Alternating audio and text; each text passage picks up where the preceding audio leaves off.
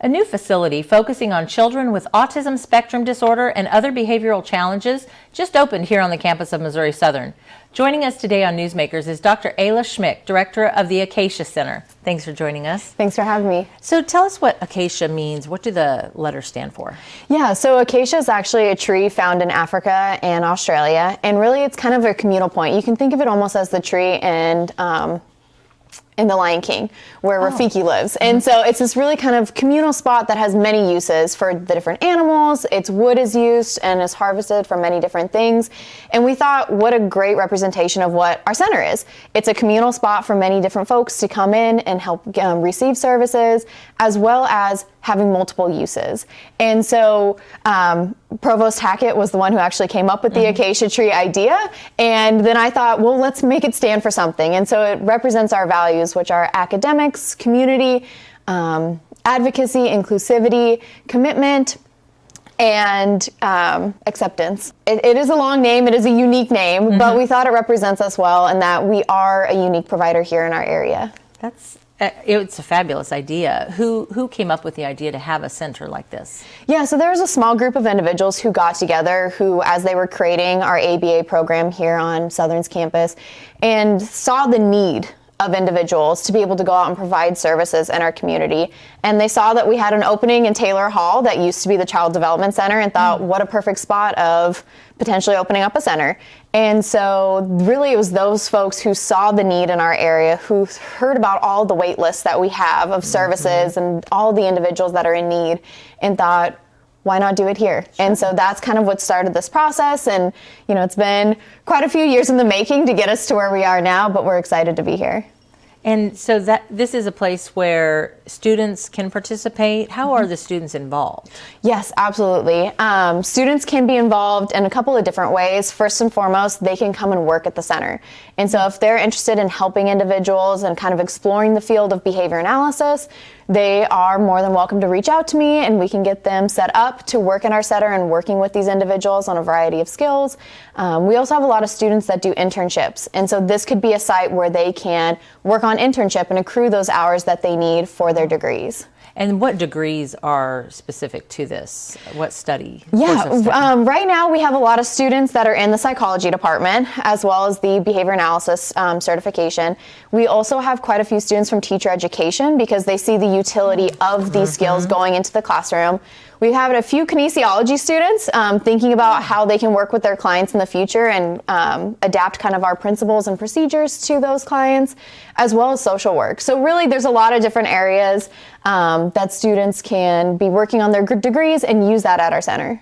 Yeah, you think autism or behavioral, and you think of like psychology or psychologist, therapist kind, but you don't realize how big that branch. Yeah, I guess like a tree. Right. And it branches out, yeah. Yeah, absolutely. And to me, the more the merrier, because the more services we can offer in a holistic manner, so approaching things from different angles, I just think the better off we're going to be able to provide services for those individuals. Sure. And you said ABA, that's the Applied Behavioral Analysis. What's that? Yeah, so ABA is the study of human behavior. And so we are dedicated, we live, breathe, eat everything behavior.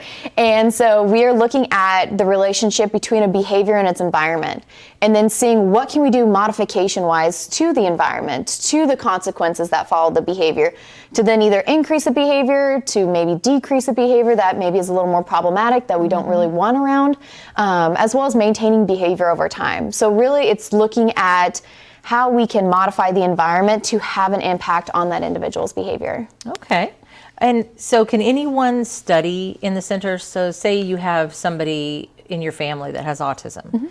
Can you come and take a course, or I guess observe, or how does that work if you just want to learn techniques, procedures? Yeah, absolutely. We have a ABA certificate that we're now offering on campus where it's a 16 credit sequence. And so if students are interested, I would highly suggest looking into that, or at least attending the Intro to ABA class, because we cover all of the procedures that are used most often in the field, as well as talking about different applications of how you can apply these procedures with different populations. And so looking at how, you know, there may be someone who is autistic, but how can you modify it to work for that individual, but then also maybe for a client you have in a different setting, or maybe a problematic behavior of a student in a classroom. So seeing how you can take these principles and these procedures, but apply it to those individualized areas.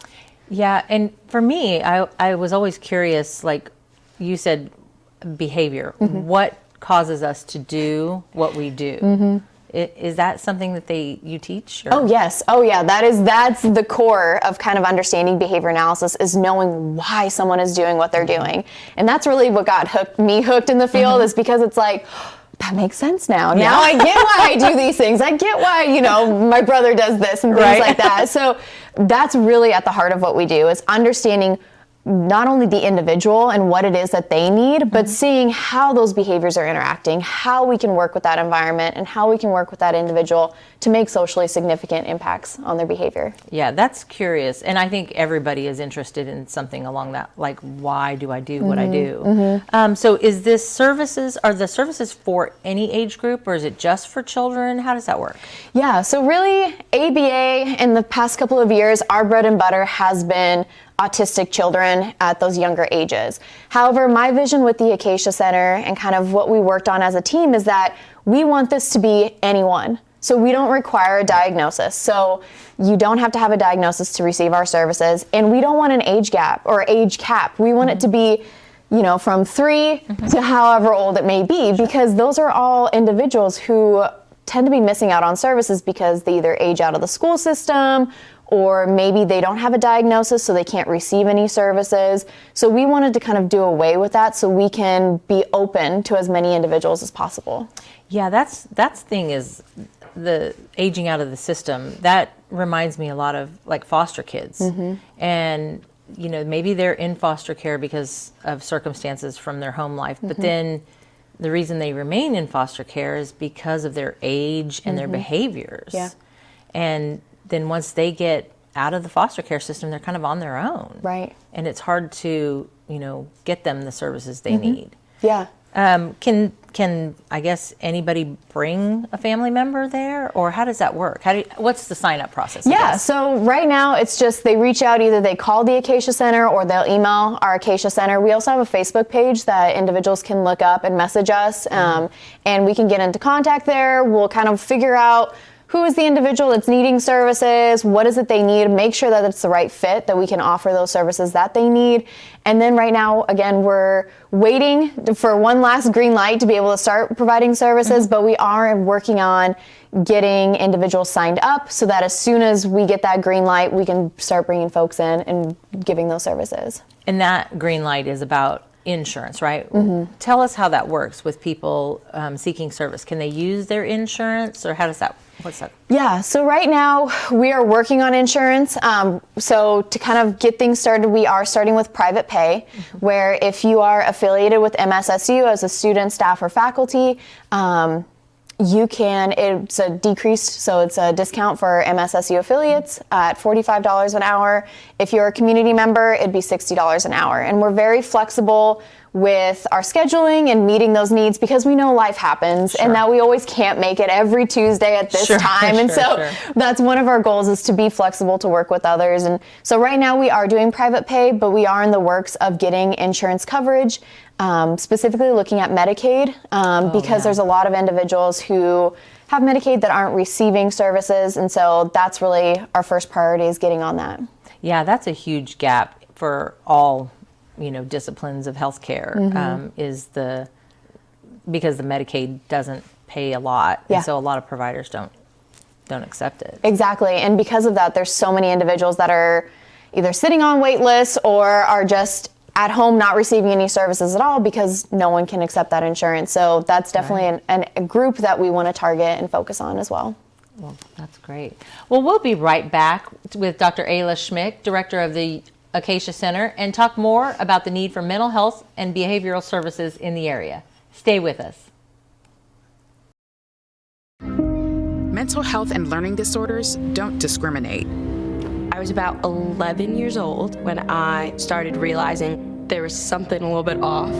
17 million children and adolescents in the United States live with disorders like anxiety, depression, ADHD, and dyslexia. Even the tiniest things, I was so so terrified. It literally feels like you're living in a black hole. Less than half get the help they need to succeed and to thrive. My life has changed tremendously since I've been given the tools. My child needed help. She got it. Look at her now. When I grow up, I want to be a doctor and help kids find their brave voice, just like the Child Mind Institute did for me. Help the Child Mind Institute change these children's lives. Visit childmind.org. Welcome back. We're talking with Dr. Ayla Schmick, director of the new ACACIA Center here at Missouri Southern. Thanks so much for being with us. So we're talking about how you can provide, how your new center provides services. Tell us about the methods or applications. Some of the language is talking about interventions. How does that relate to like an actual treatment? It's not an intervention, like you said, ganging up on people. Yeah. What do you guys do? So what we do is, first and foremost, we need to see those behaviors. We need to meet with the individual, and we conduct a variety of different assessments to figure out why behaviors are occurring, or maybe what behaviors aren't occurring that need to be. And so we always conduct a formal assessment before we start anything. Based off those assessment results, then we come up with a treatment plan, whether it be increasing a behavior, decreasing a behavior, maybe something we want to maintain over time. We then figure out how we can go about that using our science and using our evidence-based practices to create a plan for that individual that is individualized solely for them. And so we look at how we can use reinforcement to increase those behaviors and maintain it. Maybe if it's a skill, we look to see, do we need to do something like a token economy or something variation so that we can work with that individual to address those various behaviors. And we were talking about how much this service is needed. Do you think that this center is going to fill in the gap for some of the areas that don't have as many services? I hope so. That's our goal. We really do want to do that, because when you hear just kind of the sheer numbers of how many individuals aren't receiving services because they either don't have a diagnosis, and so they're sitting waiting to get a diagnosis. They're missing out on crucial services. Individuals who are sitting on wait lists 500 clients long and waiting to get in, waiting multiple years, missing out on crucial services. And then those who are older, that maybe there's just nowhere for them to go, for them to work on different skills like independent living or social skills. There's, again, losing out on those crucial times and services. And so we really hope that we can help fill that gap here in our community. Well, and you said people are already calling and trying to get in and signing up. Yeah. You have a wait list? Yeah, we're starting. It is getting there. I don't want us to have a wait list, because that's the one thing we're trying to get rid of, is the wait list. But we are starting a list of individuals that are calling in to see how we can fit, how we can work with them. And so it's really exciting to see that and to hear word getting out to those different individuals who need us. Well, and it takes a special kind of personality, I think, for a person to be able to listen to other people's problems and observe their behavior. How do you train the students or teach them not to internalize or take on the, I don't know if it's sadness or just the bad behavior? Like, how do you teach them to maybe keep it separate? Yeah, I think a lot of it is just recognizing that we need to know the history of this individual. We need to know all aspects of their lives, and being able to just kind of pause and say, okay, it's not because of me that this is occurring, or it's maybe because of something in their history that something's occurring, and here's how we can help. And I'd say, too, a lot of times you don't really get that experience until you start working with clients. And I can remember some of the first clients that I began working with, and for me, it was just a moment of, okay, there's some hard days and then there's some really great days, but here in the big kind of grand scheme of things, in the big picture, you see these effects over time that really are life-changing. And so that's what makes it worth it. And that's really, that's why we're so excited to have this center, is because students will now get that opportunity of sitting in, working with clients, seeing it firsthand rather than hearing stories or role-playing it in class, which maybe won't have the same impact as working with a real client. Yeah, hands-on training is always the best for most everybody. They learn better that way. Yeah. And so it's not about the money, right? I mean, therapists, I know some therapists and some friends of mine who are social workers, they don't get paid a lot. Why do they do what they do? I think it's because, again, it's all about that care and compassion. For seeing potentially maybe someone who's struggling and identifying with that and saying, you know what, I've been there, I understand that. And so having that empathy and kind of being able to, as I tell my students, you need to be able to engage in perspective taking and see what it's like from their perspective. And so I don't have any kids. And so I tell parents, I don't have a child, so I don't know. I have dogs. So, you know, not even the same, yeah. not accurate at all. But I can be in their shoes and realize how frustrating it may be, or how they might be at their wits' end, or kind of identify with them of what it is they need. And so a lot of us, I think the reason why we do what we do is because we care so much. We can take that role of knowing how that person feels and wanting to help in any way, shape, or form that we can. And every ounce of help, yes, I'm sure, just makes the difference. So talk about the need for services with those diagnosed with autism spectrum disorder, or ASD. The statistics are significant. Yes, yeah, and the numbers, it just keeps climbing. Yeah. Right now, we're 1 in every 54 children are diagnosed with autism, especially males. We're seeing very, very high rates of males being diagnosed with autism. And so really, ABA has been around for quite some time, and as the rates of autism has climbed, ABA has become more prominent because of how effective we are with addressing some of those behaviors. Because when you're focusing solely on behavior, doesn't matter diagnosis, doesn't matter age, race, any of that. It just matters on what is that behavior, and using our principles that are proven to be effective to then change, modify, maintain whatever those behaviors are. And so really looking at with autistic individuals, what are some of those social components, those communication components? How do we, tie together daily living skills, looking at a lot of these kind of necessary skills, but also taking the individual as is. We aren't trying to change or modify anyone. We're just trying to help assist with some of those socially significant behaviors. Well, and what's the typical age for diagnosis of somebody who has autism? Typically, you see it around the age of 4. Okay. Sometimes earlier, depending on how quickly you can get in, and if individuals are knowledgeable, what kind of signs to look for and things like that. But you do see around the age of 4. And if you think about it, if individuals aren't getting diagnosed till 4, we're missing out on some crucial years there as the brain is forming. Right. And so thinking about as soon as we can get in as possible, the biggest impact we're going to make, because thinking just the plasticity of our brains and how the sooner we can get in and start working on those different behaviors and modifying things, the better off we're going to be. And do you think that some of that, delay in diagnosis is parents just don't want to see it? Their child is behaving a little differently, and not, like we were saying, there's no normal, but not like a kid would behave.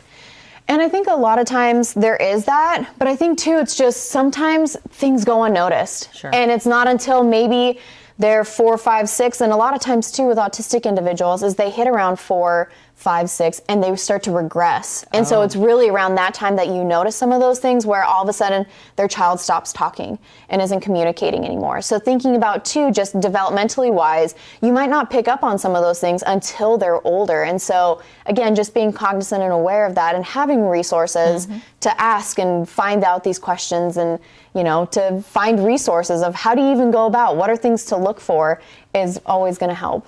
And isn't there a genetic component we were talking about that's being researched now? Yes, there's a lot of research going into genetics because there is a very, very high prevalence of autistic individuals passing it on to their children and kind of going along that. So there's a lot of research going in there to try and figure out what is that gene and kind of learn more about that.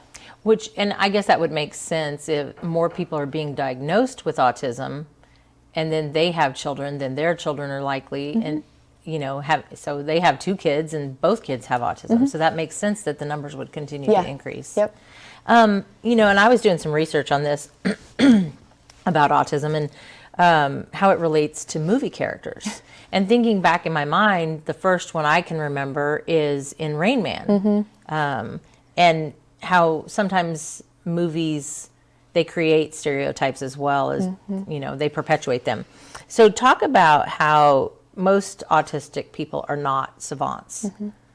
How does that go hand in hand? Yeah, I think typically what you see in movies and in TV shows, it's either one end of the spectrum or the other, right? It's this kind of linear concept, which autism is not a linear concept. I like to think of it, and there's a great visual diagram that someone's made where it's a pie chart where there are various aspects, and so they're going to have strengths in certain areas and weaknesses in others, just like all of us. And so instead of thinking as someone being a savant versus someone who's maybe on the lower end, that's not an accurate representation. And one of my favorite quotes is that if you've met one person with autism, you've met one person with autism, because every individual that you meet who is autistic is not going to be the same as the last one. And so I think, movies and TV shows are slowly starting to get there with their representation. And I know there are some shows that have consulted with autistic individuals to say, is this accurate? Is this a good portrayal? And I think just as we kind of move along in this process, everyone will get more educated on what's going on and be able to then accurately represent that in their shows. So yeah, because they don't have, from what I read, they don't have autistic people playing autistic characters. No. Yeah. And that there's something lost in translation. Yeah. And you want to make it as accurate as possible, I guess. Yeah, and just thinking of representation too, what that means for the autistic community to have someone who truly is autistic portraying those roles rather than someone who is acting as though they identify with that community.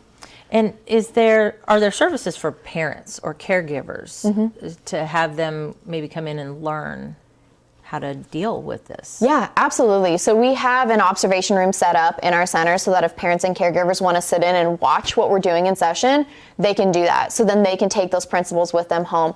And again, ABA is most effective when we're doing it in a variety of settings. And so we'll work closely with the parents and caregivers of what we're doing in the center, as well as what can they be doing at school, what can they be doing at home, so that we're maximizing our impact on these behaviors.